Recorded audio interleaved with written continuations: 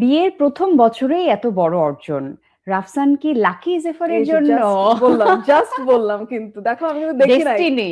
Destiny আমার main audience আমার family, ওরা হচ্ছে গিয়ে আমার সব দেখবে, সব ফিডব্যাক সবার আগে ক্রিটিকও তারা। ক্রিটিকও তারা, এবং সবকিছু আগে জানাবে।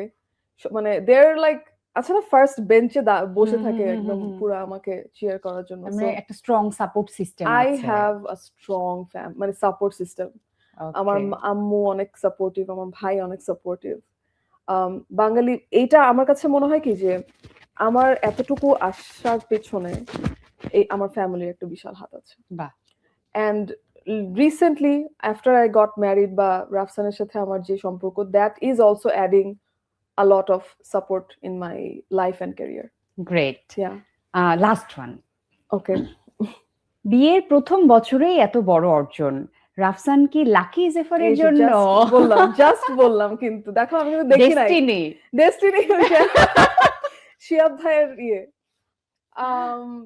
Well I think so. আমি মানে ইভেন আমাকে ভাইয়া বলছিল, কবির মানে বকুল ভাইয়া বলতেছিল যে কি এটা তো তোমার লাকি চার্ম। তো আমি বললাম যে I think you are right, কারণ আসলে এটা হয় কি when you have a supportive husband বা partner, it comes as you as মানে এটা তো একটা ব্লেসিং হিসেবেই ধরা যায়, তাই না?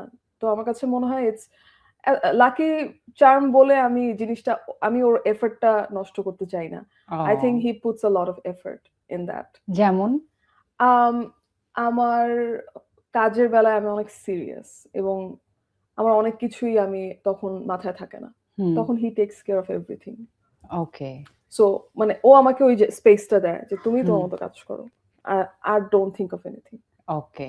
সো এই যে এই কোনো ধরনের চিন্তা, এক্সট্রা চিন্তা না করা, বা যতটুকু পারে ও আমাকে সাপোর্ট করে যাচ্ছে। So I think that plays a big part in my life. So not only lucky charm, I think he works for it.